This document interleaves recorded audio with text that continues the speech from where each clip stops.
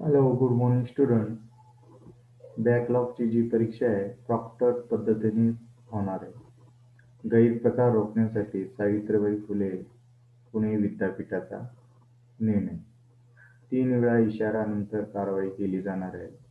परीक्षा विभागातील सूत्रांनी दिलेल्या माहितीनुसार 8 डिसेंबरपासून सुरू होणाऱ्या बॅकलॉग परीक्षेत विद्यार्थ्यांना कॉपी करता येणार नाही आणि परीक्षा सुरू झाल्यावर त्यांचा फ्रंट कॅमेरा सुरू होईल.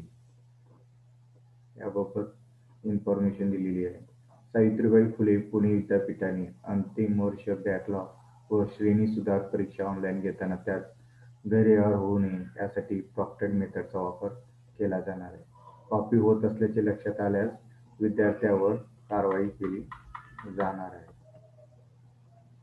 आणि तुमचा जो टाइम टेबल आहे 1-2 दिवसात वेळापत्रक देण्यात येणार आहे. बुधवार किंवा गुरुवारी सर्व अभ्यासक्रमाचे वेळापत्रक जाहीर होण्याची शक्यता आहे.